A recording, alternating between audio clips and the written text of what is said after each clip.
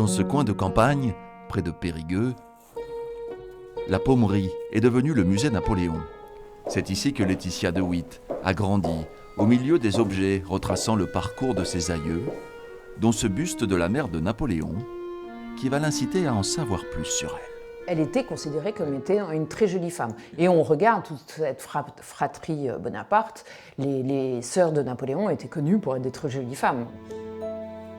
L'arrière petite-fille de Laetitia Bonaparte va se pencher 4 années durant sur les correspondances de son aïeul, véritable chef de clan, au caractère bien trempé, y compris avec le plus illustre de ses 8 enfants. Les rapports entre Napoléon et Laetitia sont loin d'être un long fleuve tranquille, sans doute parce qu'elle avait le caractère pour lui résister. Les tensions sont régulières. Ainsi, à la suite d'un différend entre Napoléon et son frère Lucien, elle prend le parti de ce dernier et le fait savoir à sa façon. Elle va rester quelques mois à Rome en froid avec Napoléon. Elle ne rentrera à Paris qu'après le Sacre.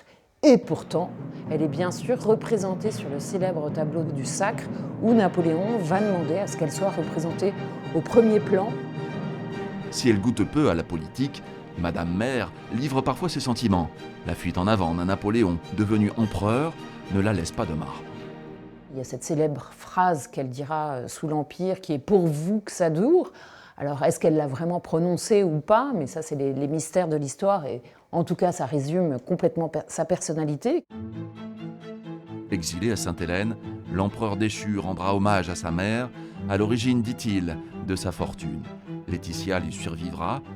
Jusqu'à son dernier souffle, à 86 ans, elle n'aura de cesse d'être la gardienne du temple, entretenant la flamme napoléonienne auprès de sa descendance.